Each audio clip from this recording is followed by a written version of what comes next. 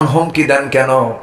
জোর করে নেওয়া লাগবে না, ইমানের বিনিময়ে প্রয়োজনের সমস্ত সম্পত্তি আমি আপনাকে এমনি দিয়ে দেব। সব সম্পত্তি বুঝে নিল চাচা, গায়ের জামাটাও খুলে নিল চাচা। এমন সময় চাচা বলে ফেলতেছে, ভাতিজা তোর পরনের লুঙ্গিটাও খুলে ফেল। পরনের লুঙ্গিটাও জোর করে খুলে নিল, সম্পূর্ণ উলঙ্গ করে ঘর থেকে বের করে দিয়েছে। সেই সাহাবী মা দরজার কাছে গিয়ে বলছে, মা দরজা খুলো না, আমার দিকে তাকায়ও না। আমার চাচা আমার পরনের লুঙ্গিটা পর্যন্ত খুলে নিয়েছে, আমি এখন উলঙ্গ হয়ে দাঁড়িয়ে আছি। মা দেখো তো ঘরের মধ্যে কোনো কাপড় আছে নাকি। এক খণ্ড শর্ট চাদর তার হাতে দেওয়া হলো, তিনি পড়লেন, কোনো মতো সতরটা তিনি ঢাকলেন। সব সম্পত্তি সব চলে গেছে, শুধু এক খণ্ড কাপড় আছে, তার এটাই তার মালিকানা। এই সাহাবী বললেন, মা থাকো, আমি চলে যাচ্ছি মদিনায় নবীর দরবারে, সব দুনিয়ার সব কিছু ছেড়ে দেব, কিন্তু ঈমান তো আমি ছাড়তে পারবো না মা। এই কথা বলে রওনা দিলেন। প্রচন্ড শীতকাল, নবীর দরবারে গিয়ে পৌঁছলেন। ফজরের একটু পর পর দরজায় গিয়ে নক করছেন, দরজা খুলে গেল। রাসূল দেখতে পাচ্ছেন একজন যুবক ঠান্ডায় থরথর করে কাঁপতেছে, কিচ্ছু বললেন না। ভিতরে গেলেন, নিজের গায়ের সুন্দর পছন্দের দুইটা জুব্বা হাতের মধ্যে নিয়ে এসে বললেন, ও যুবক, একটা জুব্বা তুমি পরে নাও, পরে আবার এই জুব্বাটা পরবা। দুইটা জুব্বা দিয়ে দিলেন। আমার নবীজি বলছেন, সাহাবী তুমি এমন অবস্থা কেন? তোমার বাড়ি কোথায়, কি হয়েছে তোমার বলো। সব খুলে বললেন। রাসূল বললেন, ও আমার সাহাবী রে, চিন্তা করো না, তোমার চাচা তোমাকে বস্ত্রহীন করেছে, আমি তোমাকে আমার গায়ের জামা দিয়ে দিলাম। এই যে কোরআন হাতে নাও। কোরআন তার হাতে তুলে দিলেন। সাহাবী দারুণ খুশি। এবার সাহাবী বলছেন, হুজুর আপনি আমার জন্য একটু দোয়া করে দেন। রাসূল বলছেন, আল্লাহ, এই সাহাবী আমার কাছে দোয়া চাই, তোমার কাছে দোয়া করি, এই আব্দুল্লাহর জানমাল তুমি কাফের বেঈমানদের জন্য হারাম করে দাও। এই দোয়াটা যখন করা হলো, সাহাবীর মনটা খারাপ হলো। সাহাবী হাওমা করে কান্দের বলে, হুজুর আপনি আমার জন্য উল্টা দোয়া করলেন কেন? আমার তো সারা জীবনের তামান্না হলো রাজকীয় জান্নাতের রাজকীয় পথ হলো শাহাদাত, আমি শহীদ হয়ে দুনিয়া থেকে বিদায় হতে চাই, কিন্তু আপনি আমার জন্য সেই দোয়াটা না করে উল্টা দোয়া করলেন। যদি কাফের মুশরিকরা যদি আমাকে না মারতে পারে, আমি শহীদ হব কেমনে?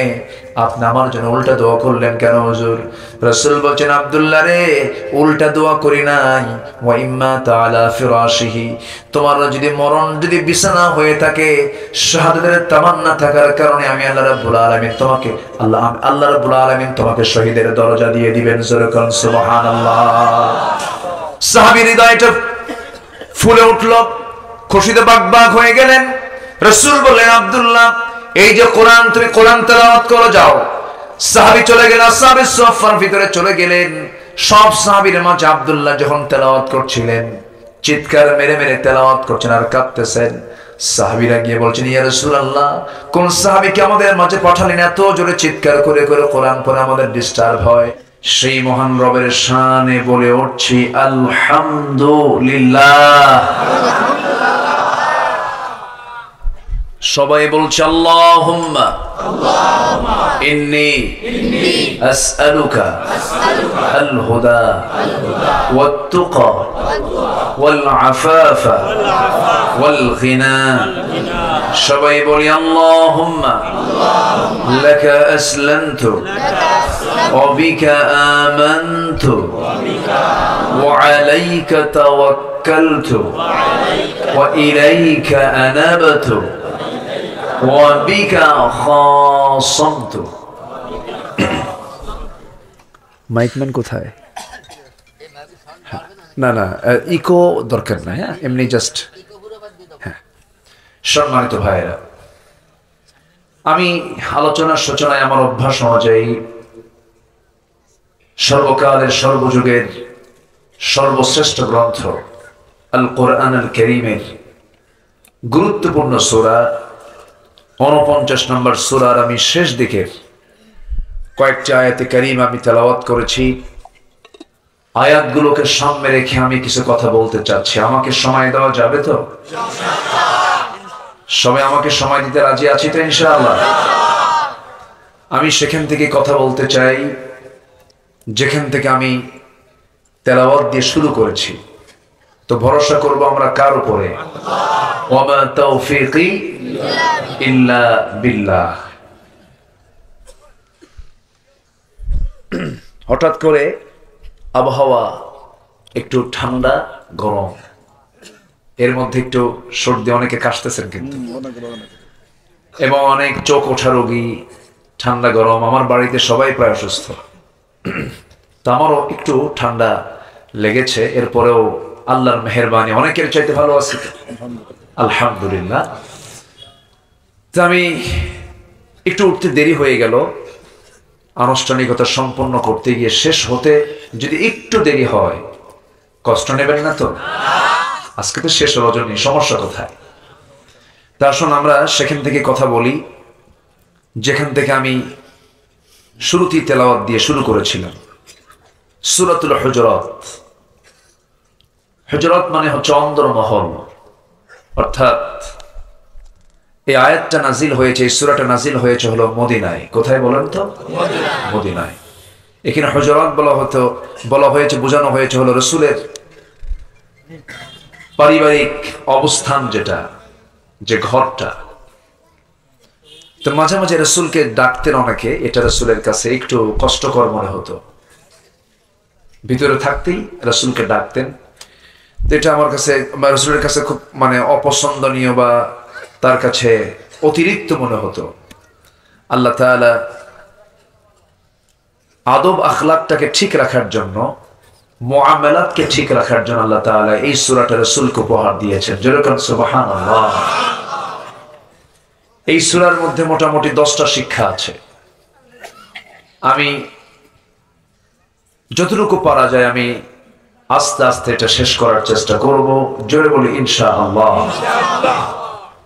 আমাদের ওসি মহোদয়, যিনি এই চিতলমারী থানার সম্মানিত ভারপ্রাপ্ত কর্মকর্তা, তাকে অসংখ্য ধন্যবাদ জানাচ্ছি। তিনি অত্যন্ত গুরুত্বপূর্ণ কিছু নির্দেশনা তিনি দিয়েছেন। মোটামুটি তার সংক্ষিপ্ত কথার ভিতরে মূল নির্যাস তিনি টেনে এনেছেন। যদি ওই বিষয়গুলো প্রত্যেক বান্দার মধ্যে থেকে যায়, জান্নাতে যেতে আর কিছু লাগবে না। ওসি সাহেবের ওয়াজই যথেষ্ট। ঠিক আছে না? বলি আলহামদুলিল্লাহ। এখন আমি শেষ ক্লাসে যেহেতু উঠেছি, কিছু কথা আমাকে বলতেই হচ্ছে। সম্মানিত ভাইয়েরা, আল্লাহ বান্দাকে কম ভালোবাসেন না বেশি ভালোবাসেন? আল্লাহ বান্দাকে মরতে মানা করেছেন, মরিস না, ওয়ালা তামুতুন্না। আল্লাহ মরতে মানা করেননি? মানা করেছেন, মরিস না, ইল্লা ওয়া আনতুম মুসলিমুন, মুসলমান না হয়ে। তার আল্লাহর দরদ সবার চাইতে কম না বেশি? বলেন, কম না বেশি? শুধু বেশি না অনেক বেশি? অনেক বেশি। আল্লাহ চান না কোনো বান্দা জাহান্নামে যাক। আবার আল্লাহ তাআলা আগামী দিনের জন্য তুমি কি পাঠাচ্ছ এটাও বলে দিচ্ছেন। আল্লাহ রাব্বুল আলামিন বলেন, ইয়া আইয়ুহাল্লাযীনা আমানু ইত্তাকুল্লাহা ওয়াল তানজুর নাফসুম মা কদ্দামাত লিগাদিন ওয়াত্তাকুল্লাহ ইন্নাল্লাহা খাবীরুম বিমা তা'মালুন। জোরে বলি আল্লাহু আকবার। ঈমানদারেরা, আমাকে ভয় করো এবং লক্ষ্য রাখো আগামী দিনের জন্য তুমি কি পাঠাচ্ছ, কি জমা করতেছ। তুমি যা করো আমি কিন্তু নিঃসন্দেহে সব খবরগুলো রাখি। কার কথা? তাহলে তিনি যে অভিভাবক, তিনি যে আমার গার্জিয়ান মূল, তিনি যে আমার একমাত্র ওলি, তিনি যে একমাত্র আমার রক্ষক, তিনি যে আমার একমাত্র লালনকারী পালনকারী, সবকিছু, এতে কোনো সন্দেহ আছে? আসতে সন্দেহ আছে? কিন্তু আমরা আল্লাহকে তো আমরা নিজেরাই স্মরণ করি না। আল্লাহ তাআলা প্রত্যেক রাতে আমাকে আপনাকে মাফ করার জন্য 7 আকাশ থেকে প্রথম আকাশে চলে আসে। 7 আকাশটা কোথায়? আর প্রথম আকাশটা কোথায়? এবং এসে বলেন, আল্লাহ নিজে আগে বলেন, আলামি মুস্তাগফিরিন ফাগফির লাহ, কোন ক্ষমা প্রার্থী আছো আমার কাছে ক্ষমা চাবে, আমি ক্ষমা করে দেব। জোরে বলে সুবহানাল্লাহ। পৃথিবীর সব মানুষকে আপনি যত কাছেরই হোক না কেন, যত বেশি ডাকবেন তত বেশি ক্ষেপে যায়, বিরক্ত হয়, এত ডাকিস কেন? কিন্তু আমার আল্লাহকে যত বেশি ডাকা যায় তত বেশি খুশি হন। এই জন্য আমরা আল্লাহকে যখন ডাকবো, হায়া নিয়ে ডাকবো না, বেহায়া হয়ে ডাকবো। আল্লাহকে ডাকবো আমরা হায়া নিয়ে না বেহায়া নিয়ে? যখন আল্লাহর সামনে কাঁদবো, লজ্জা করে কাঁদবো না বেহায়া হয়ে কাঁদবো? এই জায়গায় বেহায়া হইতে কোনো বাধা? আমরা তো বুঝি না, আমরা বুঝতে চেষ্টাও করি না। আল্লাহ যে আমাকে কত ভালোবাসেন, কত পছন্দ করেন, যখন বান্দা একটা বার আল্লাহ বলে, আল্লাহ তখন বান্দার প্রতি খুশি হয়ে যান। এক হাত আগায় আসে, আল্লাহ তার দিকে 10 হাত আগায় যান। হেঁটে হেঁটে আসে, আল্লাহ তার দিকে দৌড়ে দৌড়ে যান। এত খুশি হন আমার আল্লাহ তাআলা। কিন্তু আমরা বরাবর খালি ফাঁকি দিতে চাই। সবচেয়ে বেশি কাকে? আসতে বলবেন না, কাকে? ইবলিস তো চিতলমারি চেনে না। হ্যাঁ, ইবলিস কি চিতলমারি আসে? ইবলিস সবচেয়ে বেশি চান্স নেয় হলো কোন সময় জানেন? সেটা হলো, হাদিসটা পড়লাম আমি, শেষ রাতের সময় ইবলিস চলে আসে। ইবলিস চলে এসে প্রত্যেক বান্দার শিয়রে দাঁড়িয়ে যায়, এসে সুন্দর একটা ওয়াজ করে বলে, আলাইকা লাইলুন তাবিল, আলাইকা লাইলুন তাবিল, তোমার জন্য রাতটা অনেক লম্বা, তোমার জন্য রাতটা অনেক লম্বা। এরকম করে ওয়াজ করতে থাকে। সেই সময় শয়তান সঙ্গে সঙ্গে 3টা গিটও মেরে দেয়। ওই বান্দার ভিতরে 3টা গিট মেরে দেয়। গিট মারা বোঝেন তো নাকি? এটা এলাকায় কি বলে? এটা গিরা দেওয়া। আচ্ছা, যেটাই হোক, বাংলা ভাষায় না, মূল উচ্চারণটা গিট, গিট দেওয়া। আর গিরাটা আমাদের লোকালি বিভিন্ন জায়গায় বলে গিট দিয়ে দেওয়া। এখন মূলত তো সব ঠিকই আছে, একটু কম বেশি হয়। ওই নদিয়া থেকে ঢুকে বিভিন্ন ভাষা বিভিন্ন দিকে বিভিন্ন রূপ ধারণ করছে। নোয়াখালীতে গিয়ে বাংলা ভাষাটা ঠিক ছিল, তাই না? না একটু প্যাচ লাগছে বেশি, আর সেটা দাফন কাফন হয়ে গেছে। এই তো কিছুদিন আগে আমার একটা মাহফিল ছিল নোয়াখালীতে। তো ছোট্ট বাচ্চাটা ঘুমায় না, বাপ বারবার তাকে বলতেছে, বাবা ঘুমাও, অনেক রাত হয়ে গেছে, ঘুমাও বাবা। থাক, লাগবে না, এখন আর লাগবে না, বাবা ঘুমাও। তো ঘুমায় না, রাগের ঠেলায় এখন বাপ এক পর্যায়ে বলে ফেলতেছে, মুতিয়াই হুতিজা, মুতিয়াই হুতিজা। কি আমার কথা কি বুঝতেছেন আপনারা? দেখেন, পেশাব করে ঘুমিয়ে পড়ো বাবা, এত লম্বা কখন ওয়াজ করবে? আর মুতিয়াই হুতিজা, কেঁপে গেছে। এই যে ভাষা, এই ভাষাগুলো মজা আছে না বলেন তো? আজ থেকে মজা আছে না নেই বলেন তো? ভাষাটা মূলত কে দিয়েছেন? আল্লাহ দিয়েছেন। একই ভাষা বিভিন্ন জায়গায় গিয়ে বিভিন্ন রূপ ধারণ করেছে। তো শয়তান শেষ রাতে এসে ওয়াজ করে এবং কয়টা গিট দেয়? 3টা গিট দিয়ে দেয়। এই 3টা গিট যদি কোনো বান্দা ছোটাতে চায়, সেই বান্দা যদি প্রথমেই ঘুম থেকে উঠে যদি বিছানায় বসে বলে, আলহামদুলিল্লাহিল্লাযী আহয়ানা বা'দা মা আমাতানা ওয়া ইলাইহিন নুশুর, এই কথা বলে যদি বিছানা থেকে পিঠটা উঠায় নিয়ে বসে পড়ে, সঙ্গে সঙ্গে একটা গিট শয়তানের ছুটে যায়। এবং সঙ্গে সঙ্গে নামাজের উদ্দেশ্যে যখন বান্দা ওযু বানায় ফেলে, ওযু বানানোর ফলে তার হাতের সগীরা গুনাহগুলো মাফ হয়ে যায়, মুখের সগীরা গুনাহগুলো মাফ হয়ে যায়, মাথার সগীরা গুনাহগুলো মাফ হয়ে যায়, পায়ের সগীরা গুনাহগুলো মাফ হয়ে যায়। বান্দা যখন হেঁটে হেঁটে মসজিদের দিকে রওনা দিয়ে দেয়, প্রত্যেকটা কদমে 10টা করে নেকি তার আমলনামায় লেখা শুরু হয়ে যায়। বান্দা যখন নামাজে দাঁড়ায়, আল্লাহ বান্দার সামনে দাঁড়ায় বান্দাকে মাফের জন্য প্রস্তুতি নিয়ে নেন। যখন বান্দা ওযু বানালো, আরেকটা গিট ছুটে গেল। বান্দা যখন নামাজে দাঁড়ায় গেল, 3টা গিট ছুটে গেল। শয়তান আর তাকে কোনো কিছু করতে পারে না। সারাটা দিন শয়তান তার কাছে আর চান্স পায় না। যেরকম সুবহানাল্লাহ। তাহলে আমাদের আগামীকাল থেকে, আজকের থেকেই আমরা শুরু করব ঘুম থেকে উঠেই কয়টা গিট ছুটানো? বলেন কয়টা গিট ছুটানো? মনে থাকবে সবার?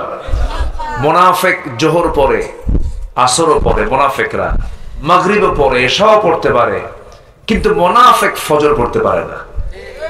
মুনাফিক কি পড়তে পারে না? ফজর পড়তে পারে না। এই জন্য মুনাফিকের তালিকা থেকে নামটা কাটার জন্য 1 নাম্বার কাজ করব, আমরা ফজর পড়ব। কেউ তো ইনশাআল্লাহ বলবেন। এর মানে কি জোহর আসর পড়ার দরকার নাই? এটা যেন ভুল বুঝেন না আবার, যে হুজুর তো শুধু এক ওয়াক্তই কইছে এটাই পড়ব। সম্মানিত ভাইরা, অনেক কথা আছে।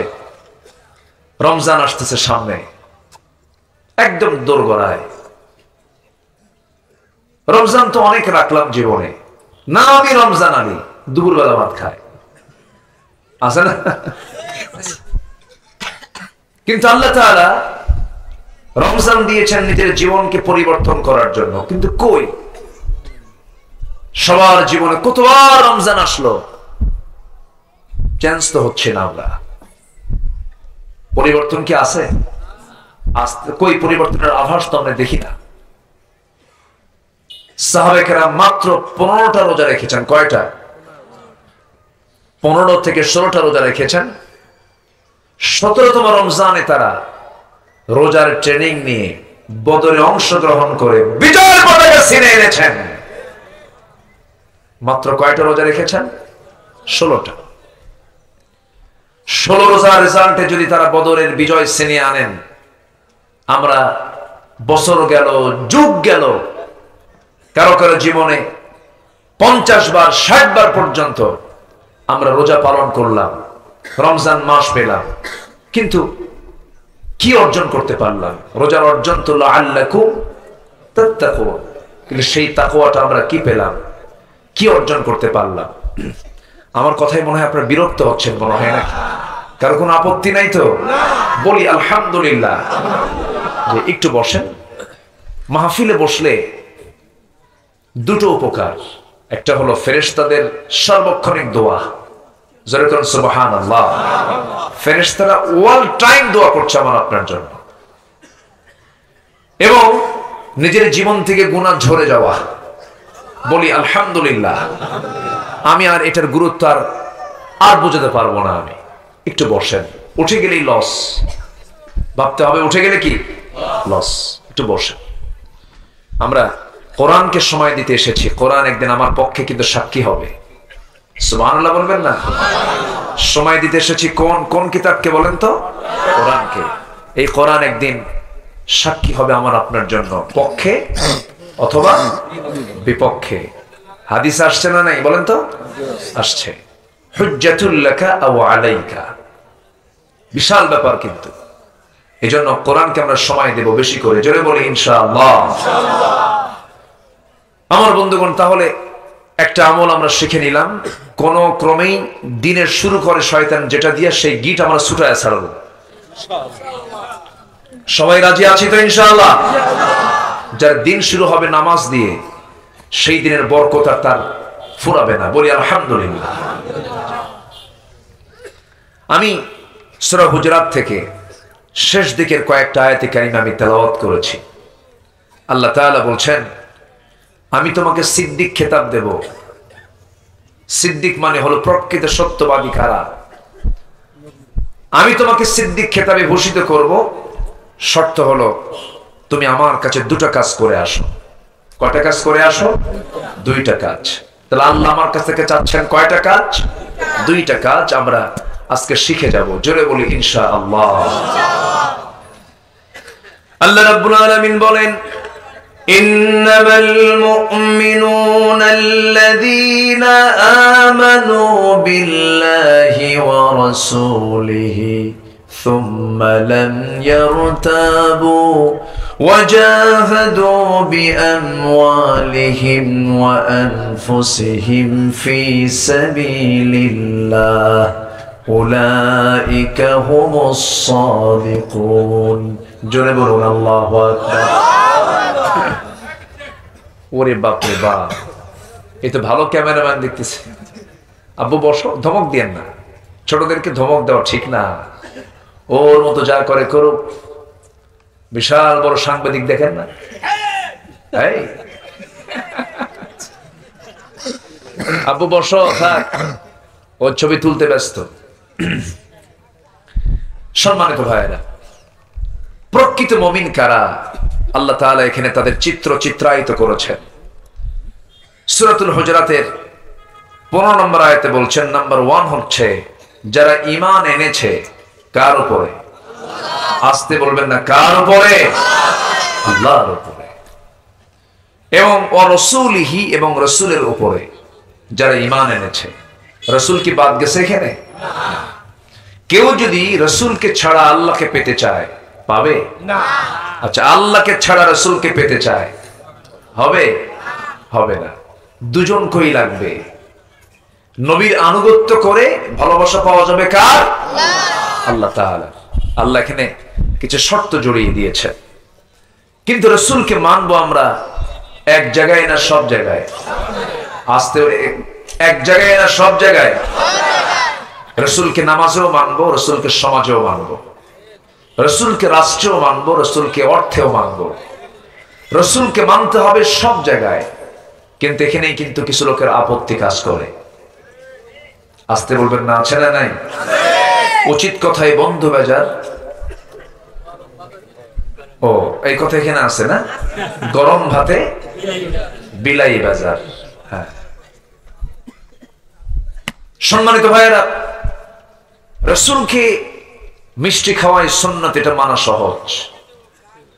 রাসূলকে চোখে সুরমা লাগানো, এই আদর্শ, এই সুন্নাহ, এটা অবলম্বন করা সহজ। জুব্বা পরা সহজ, দাড়ি রাখা পারা যায়। কিন্তু রাসূলকে আমি শুধু নামাজ মানলাম, দাড়িতে মানলাম, সুরমায় মানলাম, মিষ্টিতে মানলাম, কিন্তু নবী যে দিন কায়েম করতে গিয়ে দাঁত ভেঙেছেন উহুদের প্রান্তরে, দিন কায়েমের সংগ্রাম করতে গিয়ে যে খন্দকের প্রান্তরে কোমর ভেঙেছেন, এই সুন্নাত মানার দরকার আছে না নাই? আসতে বলবেন না, আছে না নাই? আচ্ছা,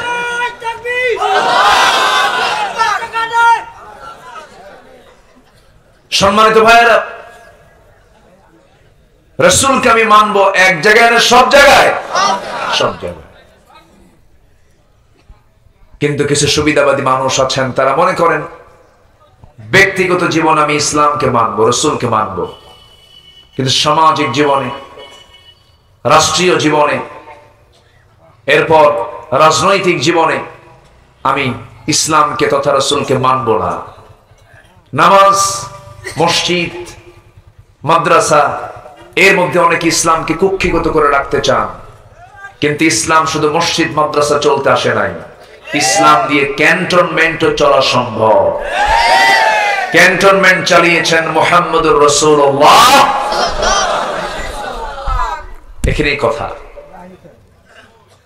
আমি একটু ব্যাখ্যার দিকে যাচ্ছি, সমস্যা নাই তো? কোনো অসুবিধা নাই তো? হ্যাঁ, লাইন ঘুরাই নেব? আপনি বললেও তো শুনবো না। একটু কান লাগান।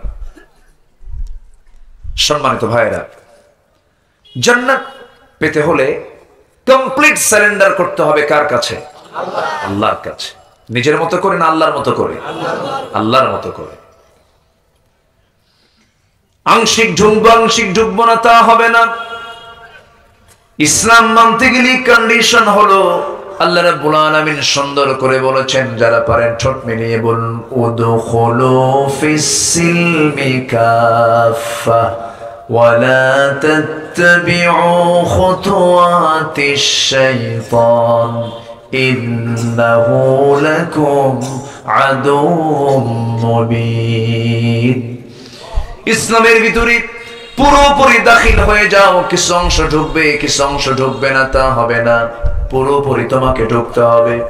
আল্লাহ রাব্বুল আলামিন অন্য জায়গায় বলছেন আফাতুমিনুনা বিবা'দিল কিতাবি ওয়া তাকফুরুনা বিবা'দ। কিতাবের কিছু অংশ মানবে কিছু অংশ মানবে না, তার ফলাফল হবে ইল্লা খিজিয়ুন ফিল হায়াতিদ দুনিয়া, দুনিয়ার জিন্দেগিতে লাঞ্ছিত হয়ে যাবে। ওয়া হুয়া ফিল আখিরাতি মিনাল খাসিরিন, আখিরাতের জিন্দেগিতে ক্ষতিগ্রস্তদের অন্তর্ভুক্ত হয়ে যাবে। আমার বন্ধুগণ, গোটা পৃথিবীতে আজকে মুসলমান যে খিজিয়ুন ফিল হায়াতিদ দুনিয়া আল্লাহ বলে দিয়েছেন। কোরআনকে পুরোপুরি না মানার কারণে আজকে মুসলমান গোটা দুনিয়াতে লাঞ্ছিত হচ্ছে। আজকে যদি মুসলমান কোরআনকে যদি কমপ্লিটলি মানত,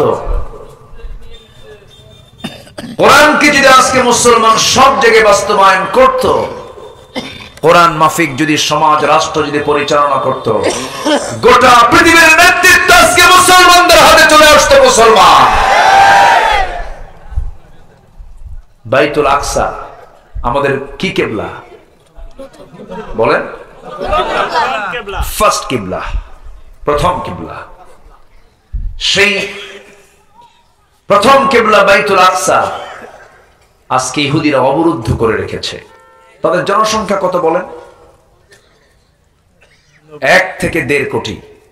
গোটা দুনিয়া মিলে সবকিছু একদম জোড়া তালি দিয়ে যদি হয়, আমেরিকায় থাকে তাও ওদের মোট জনসংখ্যা প্রায় 2%।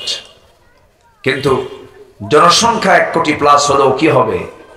আমেরিকার পার্লামেন্টে কে বসবে ক্ষমতায়, এই 2% ইহুদি তা নির্দিষ্ট করে। এরা বিশেষ করে অস্ত্রে, সামরিকের দিক থেকে, অস্ত্রের দিক থেকে এরা একটি বড় শক্ত অবস্থান তারা দখল করে রেখেছে। সম্মানিত ভাইয়েরা, মাত্র 1 কোটি প্লাস ইহুদি, আর যে সময় গোটা পৃথিবীতে মুসলমানদের জনসংখ্যা হলো 180 কোটি। 180 কোটি মুসলমান, মাত্র 1 থেকে 1.25 কোটি, সর্বোচ্চ 1.5 কোটি ইহুদি গোটা দুনিয়াতে তারা বসবাস করে। অথচ মুসলমান চুপচাপ, কোনো আওয়াজ নাই, নিশ্চুপ হয়ে আছে। মনে হয় দুনিয়াতে আছে না কবরস্থানে আছে, আল্লাহ জানে। আমি কি ভুল বলতেছি? তাহলে মুসলমান মানে কোরআন ইসলাম আজকে কিতাবে, আর মুসলমান গেছে গড়ে। ইসলাম কোথায়? কিতাবে। আর মুসলমান কোথায়? কবরস্থানে, গোরস্থানে চলে গেছে। মুসলমান যদি বেশি না একটা হুঙ্কার যদি ছাড়ত, সকল বাতিল শক্তি সব সাগরে হাবুডুবু খেত। কিন্তু সেই হুঙ্কার তো নাই। হুঙ্কার দেবেই বা কেমনে? নামাজই তো পড়ে না। আমার দেশেই তো 20 কোটি মুসলমান, 18 কোটি মুসলমান। নামাজ আছে? নামাজ আছে বলেন তো? কোরআন পড়তে পারে? কোরআনটাও পড়তে পারে না। যদি আমি এখানে প্রশ্ন করি, রাগ করবেন না, রাগ করা যাবে না, মনক্ষুণ্ণ হওয়া যাবে না। যদি বলি কোরআন পড়তে পারা মুসলমান আমার দেশে বেশি না কম? শুধু কম না অনেক কম? অনেক কম। পড়তেই পারে না। এটার জন্য ব্যর্থতা আপনি কাকে কাকে এটার জন্য ব্যর্থতার দায় কে নেবে? এটা অবশ্যই 1 নাম্বার হলো ব্যক্তি, অবশ্যই তার দোষ। বাপ মার দোষ তো নাই। আসতে কয়, আসতে বলবেন না, আছে না নাই? আর শিক্ষা ডিপার্টমেন্ট হাজার হাজার কোটি টাকা 1971 থেকে 2024 সাল পর্যন্ত শিক্ষা খাতে বরাদ্দ কি কম হয় না বেশি হয়? সামরিক এবং শিক্ষা খাতে সবচাইতে বেশি বরাদ্দ হয়। এই যে বিশাল একটা অংশ শিক্ষা খাতে খরচ করা হলো, ফলাফল কি হলো? যেই নামাজ না পড়লে বান্দা জান্নাত পাবে না, সেই নামাজ পড়ার জন্য যেই কোরআনটা শেখা দরকার সবার জন্য ফরজ, এটাই জাতির শেখা হয়নি। রাগ করতেছেন আপনারা? একটু মনোযোগ দিয়ে কথাগুলো শুনতে হবে।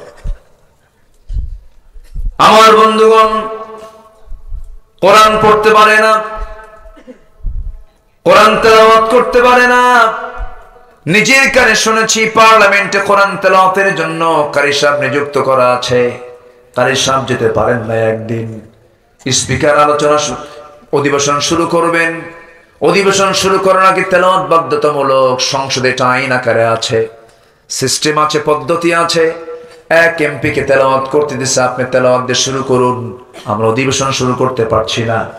একজন এমপি তেলাওয়াত করতেছে, কেল হে আল্লাহ হেত, বুঝেন নাই? এমন তেলাওয়াত দিছে শয়তানকে তোরছে। তেলাওয়াত আমার ভালো আছে। বিসমিল্লাহির রহিম, রহমান বাদ, বুঝেন নাই? বুঝতেছেন কি কথাগুলো? বুঝতেছেন? কম বড় কথা কি বলবো আমি। আগামীকাল ঈদুল আজহার জানাজা নামাজ। ঈদুল আজহার কি নামাজ?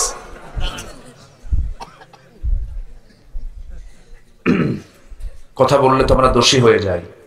এরা আবার বলে হুজুররা জানে কি? হুজুররা যা জানে তোমরা তো তা জানো না। আর তোমরা যা জানো, তোমরা যা করো, আমরা তো বুঝিও না, জানিও না, করিও না। ঠিক কিনা?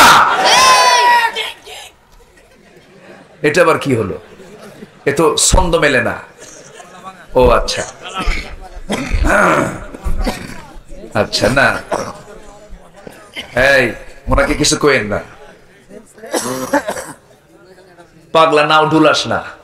কে আমার তো মনেই ছিল না। ভালো থাকুক, কষ্ট দিয়েন না।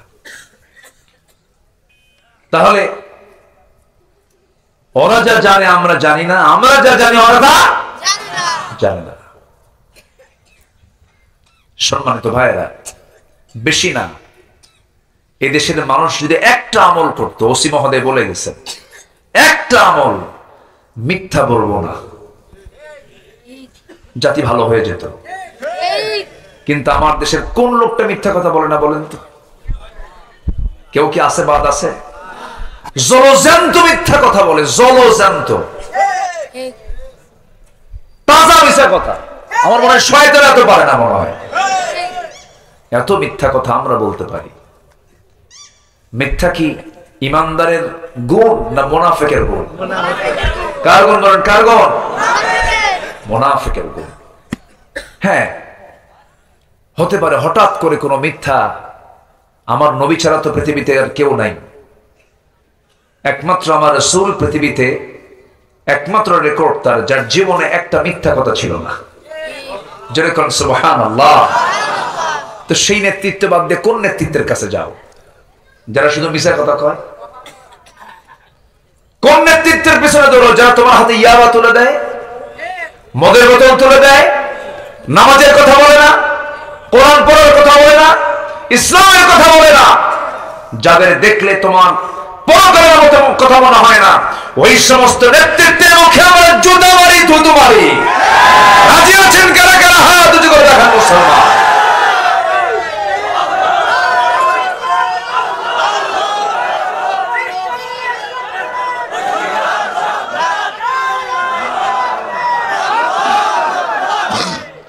আল্লাহ কবুল করুন, আল্লাহ কবুল করুন, আল্লাহ কবুল করুন।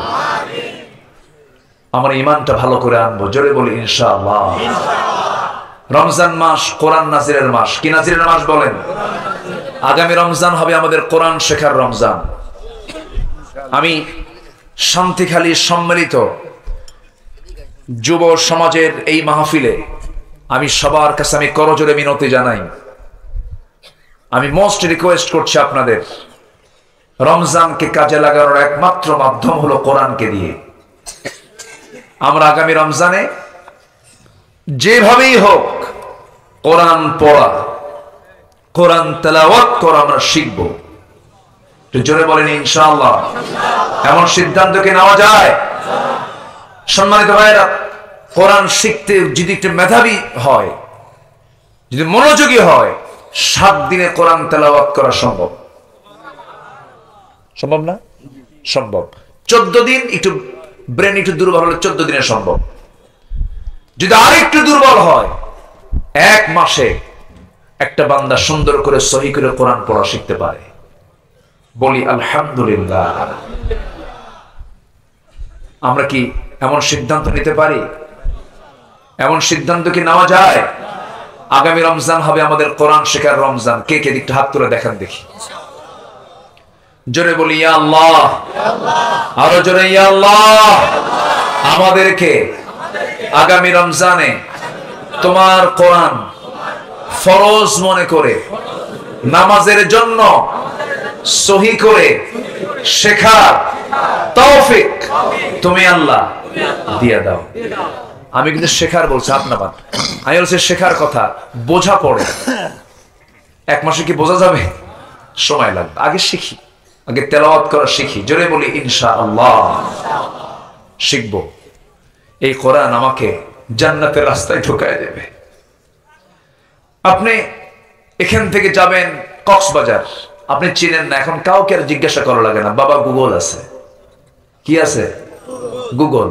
গুগল ম্যাপকে বলবেন, গুগল ম্যাপ আপনাকে মেরিন ড্রাইভ টেকনাফ পৌঁছায় দেবে একদম সুন্দর করে। কোন দিক দিয়ে শর্ট হবে, গুগল ম্যাপ মানুষের বুদ্ধিতে যদি এরকম তৈরি করা যায়। কোরআন এমন একটি ম্যাপের নাম, যে ম্যাপে বান্দা চোখ রাখলে বান্দা সোজা কোরআন দেখে দেখে জান্নাতের দরজায় পৌঁছে যাবে। যেরকম সুবহানাল্লাহ। আর এই ম্যাপ যদি কারো চোখে একবার ধরা পড়ে, পৃথিবীর কোন বই তার আর মজা লাগবে না। এই ম্যাপ যদি সে একবার দেখে ফেলে, এটা একটা লোভ যদি যে সৃষ্টি হয় জান্নাতের, পৃথিবীর কোন কিতাব আর ভালো লাগবে না। যেরকম সুবহানাল্লাহ। কোরআন শুনবো বেশি বেশি, গান শুনবো মোটেও। হুজুর হঠাৎ করে হয়ে গেছে, মুখ দিয়া ফসকে গেছে। আমরা গানের ধারে পাশে যাব না। জোরে বলি ইনশাআল্লাহ। দেখেন না পার্লামেন্টে কত গান গাইলো 15 বছর। হ্যাঁ, এত গান গাইলে এবার চান্স মিস হয়েছে না? এবার মিস। সম্মানিত ভাইয়েরা, আমার দিকে তাকান।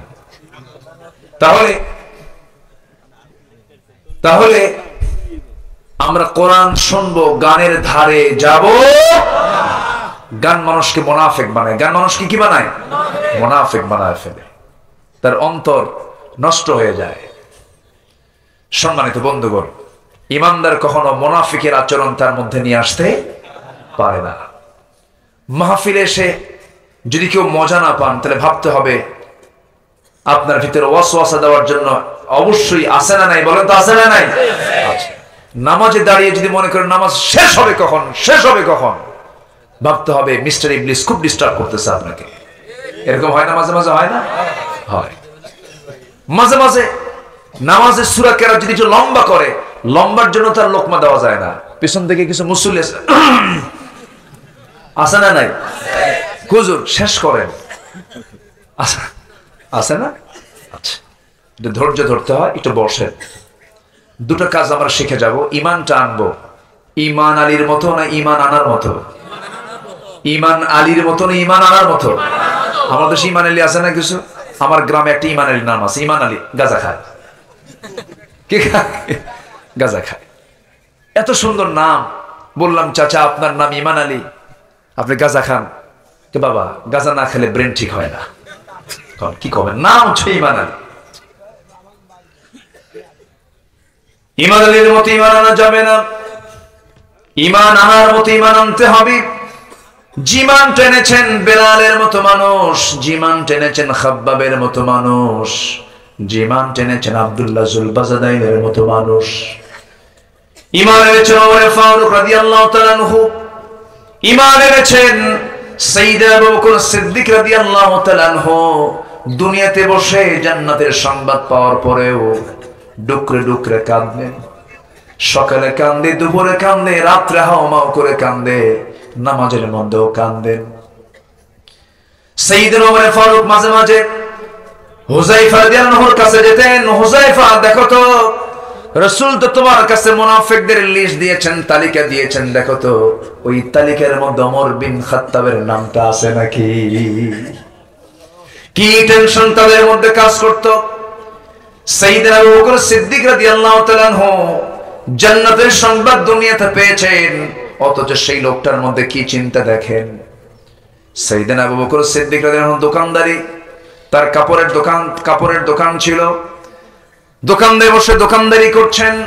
এক কাস্টমার এসে বলছে, আবু বকর, আজ থেকে 6 মাস আগে তোমার দোকান থেকে এই কাপড়টা নিয়েছিলাম, এই কাপড়টা আমার পছন্দ হয় নাই, আমি তোমাকে ফেরত দেওয়ার জন্য আসছি, ফেরত নিয়ে নাও। সাইয়েদনা আবু বকর রাদিয়াল্লাহু আনহু কাপড়টা ফেরত নিলেন। কাপড় ফেরত নেওয়ার পর টাকাও তাকে ফেরত দিয়ে দিলেন। কাপড়টা নিলেন, টাকাটা ফেরত দেওয়ার সঙ্গে সঙ্গে সে লোকটা চলে গেল। সঙ্গে সঙ্গে হাউমাউ করে কাঁদতেছেন সাইয়েদনা আবু বকর সিদ্দিক রাদিয়াল্লাহু তাআলা আনহু। সবাই বলে ফেলে, আবু বকর কান্দো কেন, কি হয়েছে? কান্না করার হেতুটা কি? তিনি বলছেন, আমি তো কাঁদতেছি এই কাপড়টা ফেরতের জন্য নয়, আমার কান্না করার কারণ হলো এই বেচারির কাপড় পছন্দ হয় না, সে আমার কাছে কাপড়টা ফেরত দিয়ে গেল, আমি তাকে টাকাটা ফেরত দিলাম, হিসাব শেষ হয়ে গেছে, ক্লোজ হয়ে গেছে। কিন্তু আমি আবু বকর যেদিন মারা যাওয়ার পরে আল্লাহর সামনে যেদিন হাজির হয়ে যাব, আল্লাহ পাক আমাকে আস্তে করে ডাক দিয়ে যদি বলে, আবু বকর এই দিকে আয়, এই যে তোর নামাজ, এই যে তোর রোজা, এই যে তোর জিহাদ, এই যে তোর দান সদকা, একটা ইবাদত তোর আমার পছন্দ হয় না, এই সমস্ত ইবাদত গুলো তুই বুঝে নে, আমি তোর কোন আমল কবুল করব না। আল্লাহ যদি আমার আমল না আমার হাতে ফেরত দিয়ে দেয়, আমি সেই দিন কার কাছে গিয়ে আশ্রয় নেব? এই জন্য আমি ডুকরে ডুকরে কান্দি। যেরকম আল্লাহু আকবার। তাদের ইমানের কি চিন্তা ছিল, আর আমাদের ইমানের চিন্তা কি, যে নামাজ না পড়ি জান্নাত তো পাবোই একদিন। আছে না এরকম কোশ্চেন লোক? আছে না? নাই? সারা বছর আকাম কুকাম কইরা রমজান মাসে করে কি জানেন? 1000 কোটি টাকার মালিক তো।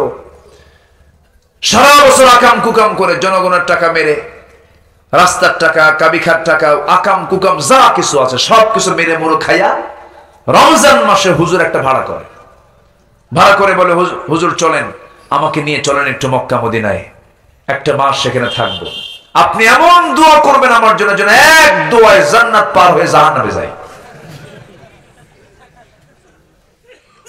চলে গেছে। কিয়ামুল লাইল, তাহাজ্জুদ, তারাবি, কদর, ইতিকাফ সবকিছু লুটপাট করে, মানে ওখানেও লুটপাট কইরা সবকিছু কমপ্লিট করে চোখের পানি ফেলে ফুলে কেন্দা কোন্দা কাবা শরীফের গিলাফ টিলাফ ধরে জিয়ারা টিয়ারা কইরা দেশে এসে ঈদের দিন সন্ধ্যার পরে 3 বোতল মদ খায় সিট হয়ে পড়ে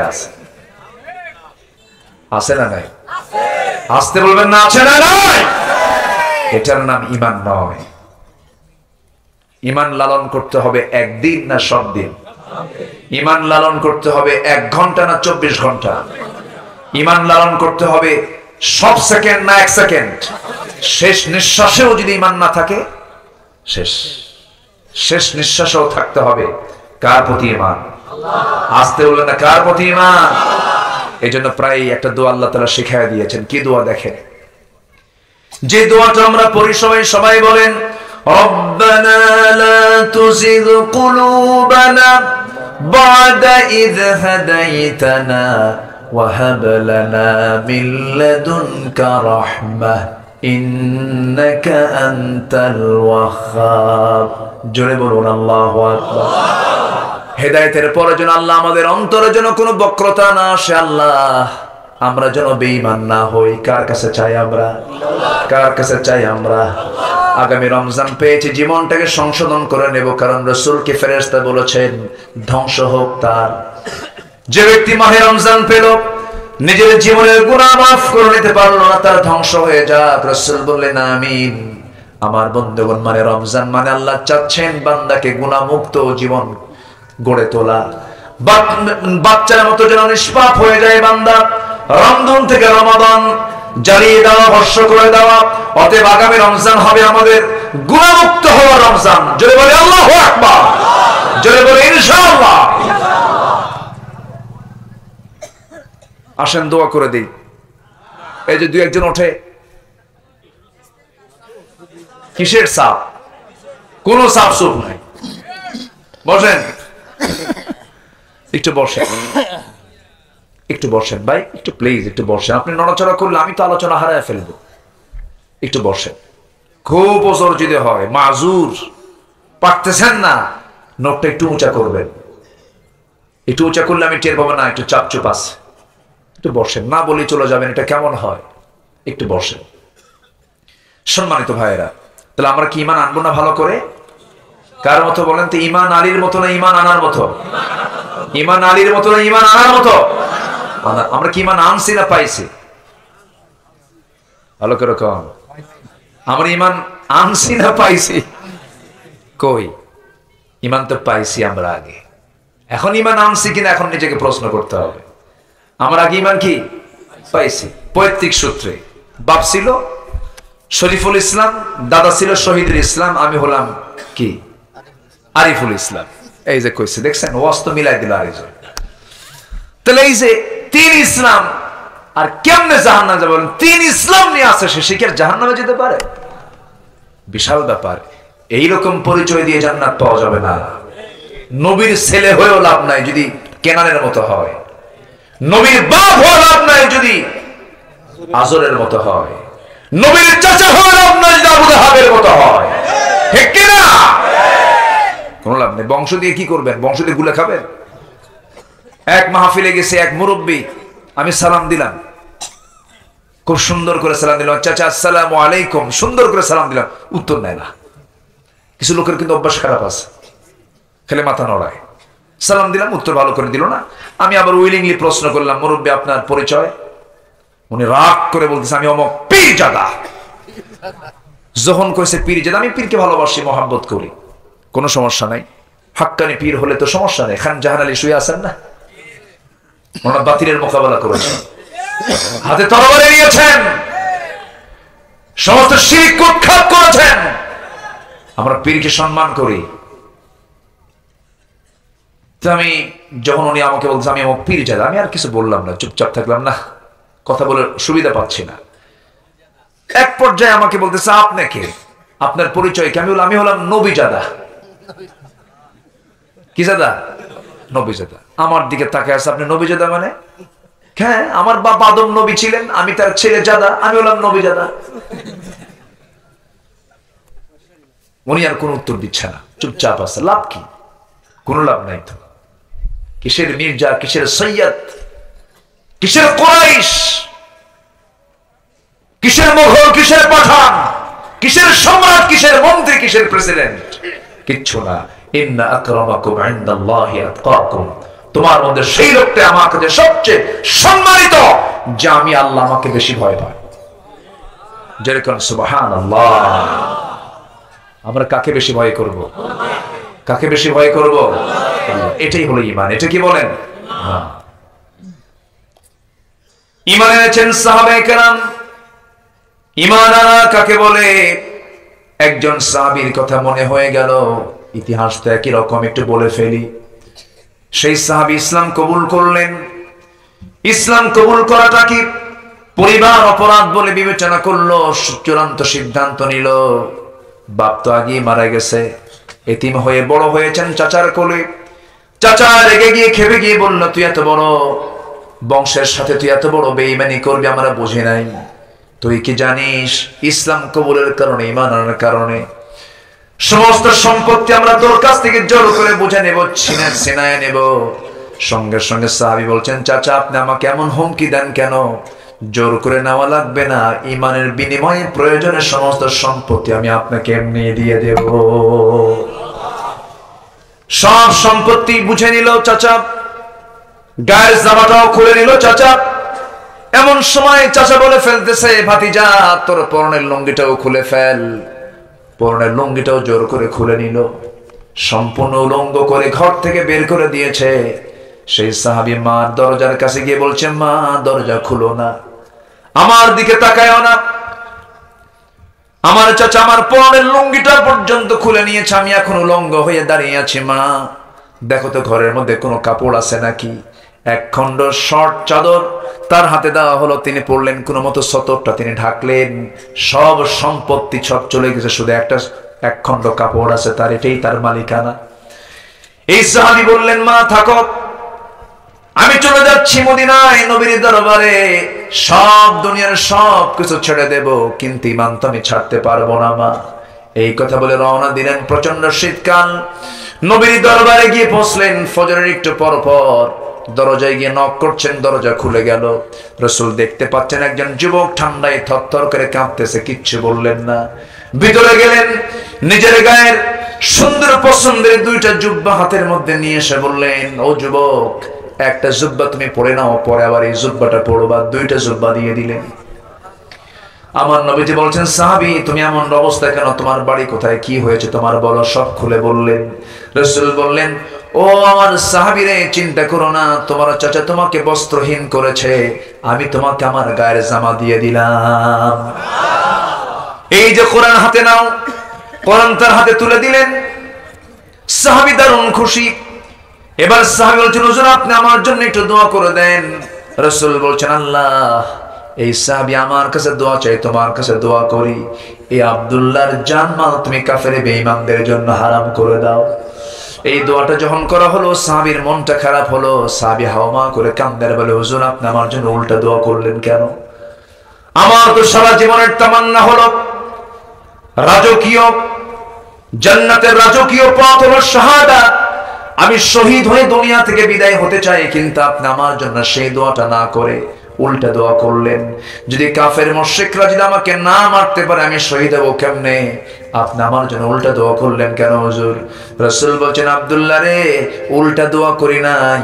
ওয়া ইম্মা তাআলা ফিরাশিহি, তোমার যদি মরণ যদি বিছানা হয়ে থাকে, শাহাদাতের তামান্না থাকার কারণে আমি আল্লাহ রাব্বুল আলামিন তোমাকে আল্লাহ রাব্বুল আলামিন তোমাকে শহীদের দরজা দিয়ে দিবেন। জোরে সুবহানাল্লাহ। সাহাবীর হৃদয়টা ফুলে উঠল, খুশিতে বাগবাগ হয়ে গেলেন। রাসূল বললেন, আব্দুল্লাহ, এই যে কোরআন, তুমি কোরআন তেলাওয়াত করে যাও। সাহাবী চলে গেলেন, আসহাবে সুফফার ভিতরে চলে গেলেন। সব সাহাবীর মাঝে আব্দুল্লাহ যখন তেলাওয়াত করছিলেন, চিৎকার মেরে মেরে তেলাওয়াত করছেন আর কাঁদতেছেন। সাহাবীরা গিয়ে বলছেন, ইয়া রাসূলুল্লাহ, কোন সাহাবীকে আমাদের মাঝে পাঠালেন, এত জোরে চিৎকার করে করে কোরআন পড়ে আমাদের ডিস্টার্ব হয়। রাসূল বলছেন, কে আব্দুল্লাহ? রাসূল বলছেন, আমি তোমাদেরকে বারবার বলছি, আমার আব্দুল্লাহকে তোমরা ডিস্টার্ব করো না। কারণ আব্দুল্লাহ কোরআন জোরে জোরে পড়ার কারণ হলো আব্দুল্লাহর দিন মানতে গিয়ে দুনিয়াটাকে তার বিক্রি করতে হয়েছে। দুনিয়া টোটাল বিক্রি করে ঈমানটা গ্রহণ করে নিয়েছে। আব্দুল্লাহকে বাধা দিও না, আব্দুল্লাহর তেলাওয়াতে তোমরা বাধা দিও না। মদিনায় থেকে গেলেন সেই সাহাবী। বেশ কিছুদিন পরে নবীজি মদিনার বাইরে চলে গেলেন, যুদ্ধের ময়দানে অংশগ্রহণ করার জন্য। যুদ্ধে চলে গেছেন, এমন সময় বলছেন, আব্দুল্লাহ, তুমি আমার সাথে যাবে, তুমিও যুদ্ধ করতে যাবে আমার সাথে। আব্দুল্লাহকে সঙ্গে করে নিয়ে যুদ্ধ শেষ করে যখন আবার ফিরে আসবেন, নবীর কানে সংবাদ আসলো রাস্তার ভিতরে, হুজুর, আপনার প্রিয় সাহাবী আব্দুল্লাহ প্রচন্ড অসুস্থ, প্রচন্ড সুস্থ অবস্থা, ভালো নয়। রাসূল বলেন, সাহাবীরা, আমার প্রিয় সাহাবী আব্দুল্লাহর সেবা যত্ন যেন কোনো কম